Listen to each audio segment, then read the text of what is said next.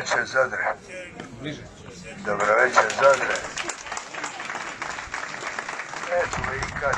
Nećemo vika, uzet ćemo malo zraka, napuniti srce mirom, jer čovjek koji ne viči, taj je opasan. Svi oni mali pasići puno laju, samo strah.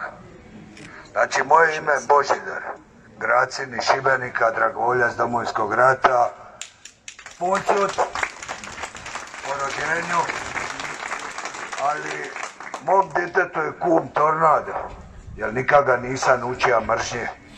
Znači, preznak mora biti volit. Vi Zadrani uvijek morate volit Zadar, jer to je normalno. Ako ne neko drugi voli Hajduk, voli, ne mrzi Zadar.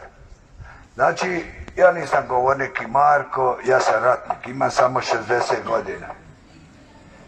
Reću vam samo moje viđenje i da znate da je Marko ispravan čovjek, a po čemu. Ja sam došao u Zagreb, uključio sam se, možda ima godinu dana, uvijek me zovu, ja radim neke partije dan danas. I kaže, idemo u Zagreb, idemo 4 autobusa iz Šibenika. Zamoli me prijatelj koji je u vrhu organizacije da zaštitim autobus.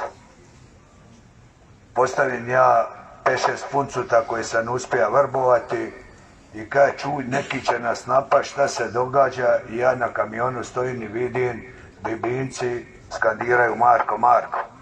Bio sam redar, procijenim, vidim situaciju i komešanje. Dođem, spustim se među ljude i kažem, Marko, ja ti obećajem, pričat ćeš, samo molim te, daj mi mir.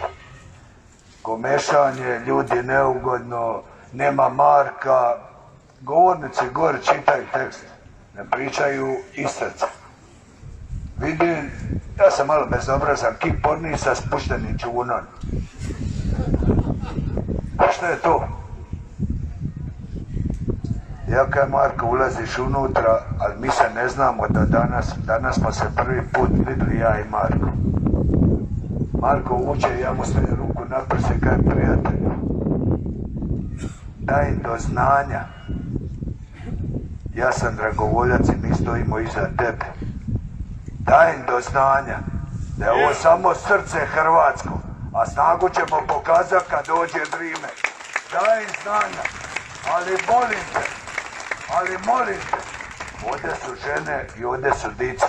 Pazi šta radi.